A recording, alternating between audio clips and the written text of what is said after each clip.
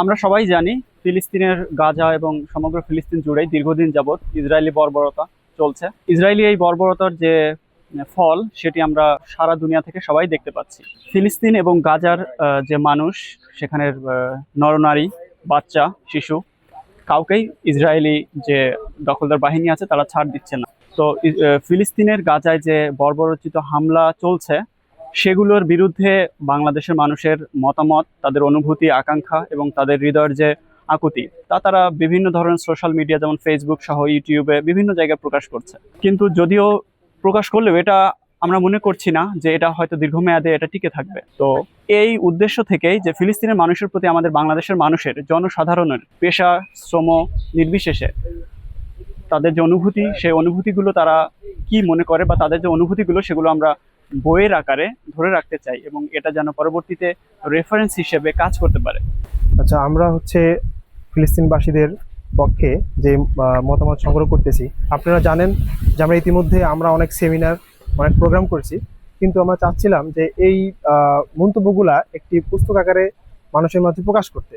এরই ধারাবাহিকতায় আমাদের মরাল প্যারেন্টিং পরিবারের পক্ষ থেকে একটি উদ্যোগ নেওয়া হয়েছে এবং ইতিমধ্যে বাংলাদেশে সমস্ত পাবলিক ইউনিভার্সিটি থেকে শুরু করে প্রত্যন্ত অঞ্চলে সাধারণ মানুষের মতামত সহ এবং শিক্ষার্থীদের মতামত সহ সকল পর্যায়ের মতামত সংগ্রহ করে ইতিমধ্যে 12,000-এর উপরে একটি মতামত সংগ্রহ করে একটি বই পুস্তক আকারে প্রকাশ করা হয়েছে এবং এটা যেন প্রত্যেকটা মানুষের মাঝে পৌঁছাতে পারে এবং মানুষের মধ্যে যে ফিলিস্তিনবাসীদের প্রতি একটা হৃদয় ক্ষরণ, যে একটা হৃদয়ের রক্তক্ষরণ, একটা ভালোবাসা, এটা প্রকাশ পায়।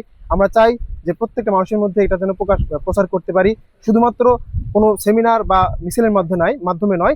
যারা এই সেমিনার বা মিছিলে আসতে পারে না তারা যেন ঘরে বসেও এটা পড়তে পারে এবং জানতে পারে। মূলত আমরা আবেগপ্রবণ জাতি।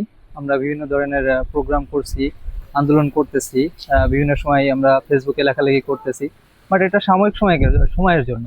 তো আমরা সেই জায়গা থেকে একটা উদ্যোগ নিয়েছিলাম যে এটা স্থায়ীকরণ করার জন্য আমাদের যে আবেগটা আছে, আমাদের যে ভালোবাসাটা আছে ফিলিস্তিনিদের জন্য, সেটা আমরা স্থায়ীভাবে একটা সংরক্ষণ রাখবো, যেটা ভবিষ্যতে আমরা এটা রেফারেন্স হিসাবে কাজে লাগাতে পারবো। এবং এটা নিয়ে আমাদের টার্গেট আছে, এটা আমরা শুধু বাংলাদেশে নয়, ইন্টারন্যাশনালি নিউজ করার ট্রাই করব এবং এটা আমরা ইন্টারন্যাশনালি ভাবে তুলে ধরার জন্য চেষ্টা করতেছি।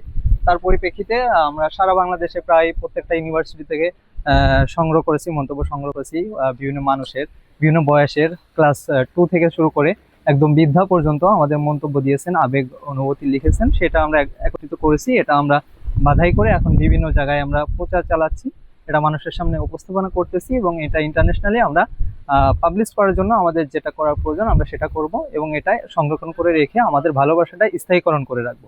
এটাই আমাদের উদ্দেশ্য। এই উদ্দেশ্য নিয়ে আমরা কাজ করতেছি। আমরা সকলেই জানি যে ফিলিস্তিনে গাজায় যে ইসরায়েলের বর্বরোচিত হামলা চালাচ্ছে, তারা ছোট ছোট বাচ্চা থেকে শুরু করে নারী এবং আমাদের ভাইদেরকে হত্যা করছে। তো এই বিষয়ে আমাদের সাধ্যের মধ্যে আমরা একটা সাধারণ মানুষের অনুভূতি এবং মন্তব্য সংগ্রহ করার চেষ্টা করছি। অনেকেই হয়তো অনেকভাবে এর অনুভূতি জানাচ্ছে, প্রতিবাদ করছে। এখন আমাদের তো সামর্থ্য নাই অন্যভাবে সহায়তা করার। তো সেক্ষেত্রে আমরা একটা ব্যতিক্রমী উদ্যোগ নিয়েছি যে সারা বাংলাদেশের বিভিন্ন বয়সের এবং বিভিন্ন শ্রেণী পেশার মানুষের মনের অনুভূতি, তাদের দোয়া, আবেগ, এইগুলা স্থায়ীভাবে সংরক্ষণ করে রাখার জন্য। তো পরবর্তীতে এইটা হয়তো পাবলিশ করা হইতে পারে এবং ভবিষ্যতে যদি কেউ রিসার্চ করতে চায় সাধারণ মানুষের অনুভূতি নিয়ে ফিলিস্তিনিদের পক্ষে, তারা যাতে এইটা কাজে লাগাইতে পারে, এই জন্যই মূলত আমাদের স্থায়ীকরণ করে রাখা। এবং সারা বাংলাদেশের সকল বিশ্ববিদ্যালয় থেকে শুরু করে একেবারে প্রত্যন্ত গ্রাম অঞ্চল থেকে শুরু করে বিভিন্ন শ্রেণী পেশা বয়সের মানুষের মন্তব্য এখানে সংরক্ষণ করে রাখা হয়েছে।